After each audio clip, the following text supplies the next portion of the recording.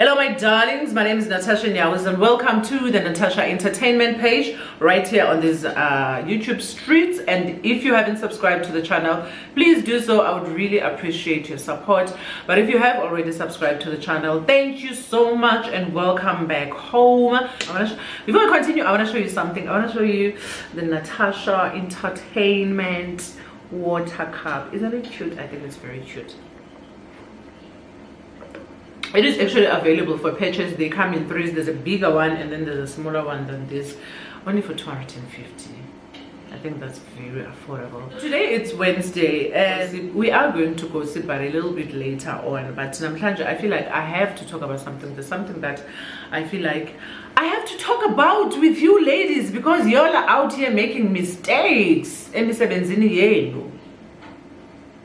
You know, let's talk about something that a lot of people don't want to admit out loud, and that is the dynamic between women employees and their women bosses. That's what we're going to be talking about today, because I know when you guys are employed by women, you're expecting special treatment, you're expecting empathy, you're expecting to be empowered just because they're women, you are expecting to be understood, you are just expecting a lot of things. And you know, some women bosses are not there for that. They are there to be bosses and pay you for the services you're rendering for them and then fall off. Woman to woman in the workplace, we should automatically get each other, support each other and work in harmony, but that's not always the case most of the time. Sometimes women make specific mistakes when they're working under the leadership of women.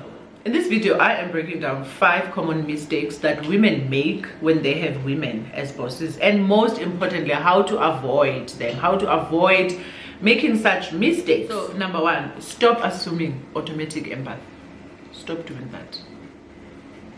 This is probably the most common one.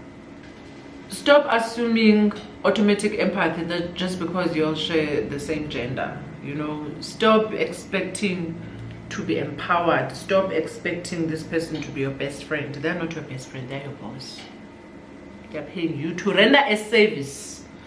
A lot of people expect their female bosses to instantly get them, understand them, sympathize with them, relate to them, just because they're women. But hey, if you do get a woman boss who genuinely understands you on a personal level, then that's good. Lucky you. So good to ungena with the mentality of, oh, I'm a woman, you are a woman, so you relate to me, you will relate to my personal struggles. Babes, your woman boss has nothing to do with your personal struggles. She doesn't give a damn about your struggles. Noguti awudlanga namhlanje. Stop trying to put that on her. Like I said, if you do meet a woman boss who's all that, who's willing to empower you and relate to you and understand you, then good for you, you're blessed. But don't go into every job thinking that's the standard, because it's not. That is very rare. It does happen. I've experienced it, Mina, with my former boss. When I got to the Val, I was employed by this very nice lady, Umapuli. Oh, that woman empowered me.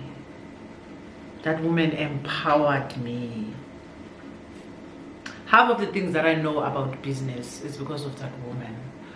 So just because I've had that experience, it doesn't give me the right to walk into every job with that mentality. Yoguti, the next woman that's going to be my boss is going to act the same way. Doesn't always work like that. It does happen, but it's not guaranteed and it's rare.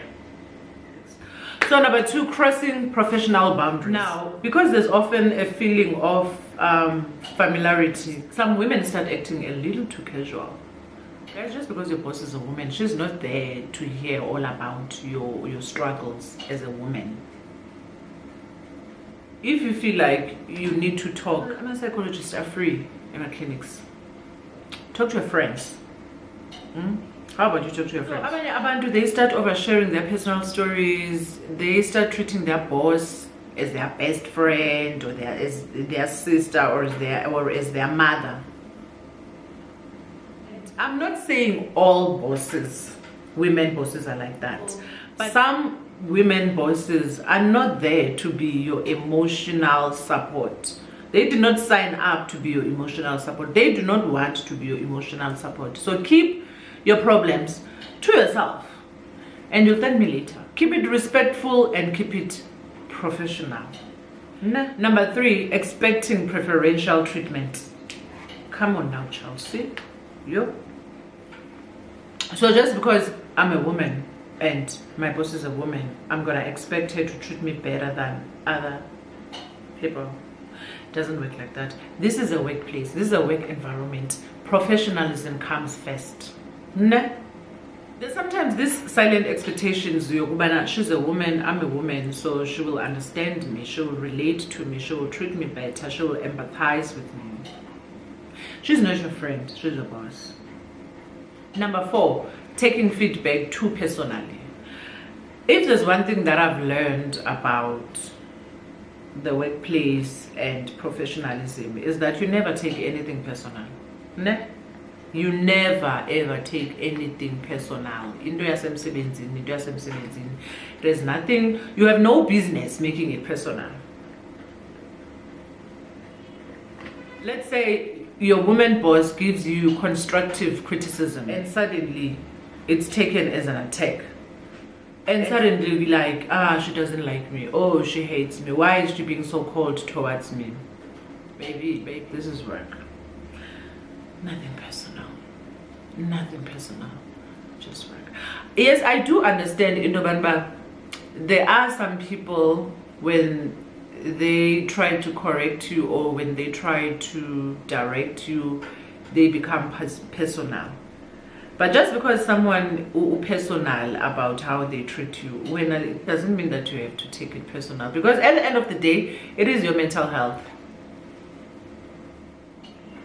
You have to understand that your boss isn't there to cuddle you. She's there to guide you, correct, and to lead you. So don't confuse professionalism with being cold or mean. I know, I am aware that there are some people who are cold and for no reason when they are in power, but when I just teach yourself, Indobanba, whatever that comes from your boss, it's professionalism.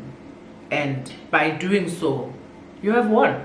And then number 5, underestimating her leadership. Some people still expect women in power to be soft or overly agreeable or agree to everything they say because they're women. So when she's direct, firm, and unapologetic, she's called names, it throws some people off. My dear, I am here to tell you that that's not a flaw, that's leadership. Stop expecting your female boss to babysit you. She doesn't owe you friendship, she doesn't owe you sisterhood, she doesn't owe you warmth, she owes you direction. That's what she owes. And if she is doing that, then she's doing her job. Now you guys, let's be fair, there are some incredible women bosses out there. The ones who do empower their female employees, the one who do guide, who create a space for growth and genuinely uplift women they lead. Big up to those women. We see you and we appreciate you. But also, let's not act like every woman in leadership is built that way. Now, some women bosses don't lead with sisterhood, and that's still okay too. You know, not everyone's leadership style includes warmth and emotional connection. And also, I think it's very important to ask ourselves, what kind of a woman boss would you like to be one day? I know what kind of a woman boss I would like to be one day. I want to be the kind of woman boss that is strong and clear, so nurturing and empowering women that I lead. I want to be the kind who leads, but also the kind who gives sisterhood, even outside of work. I want to be there to listen, you know, even outside of work. That's the kind of woman boss I aspire to be one day. So guys, that is it for today. So if you haven't subscribed to the channel, please do so.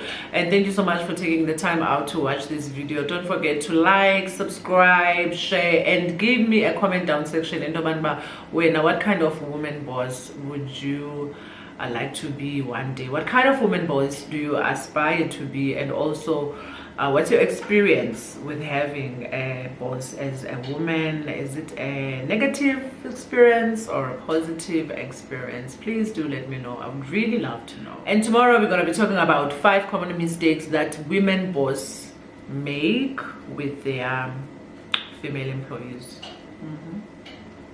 I'll see you guys tomorrow.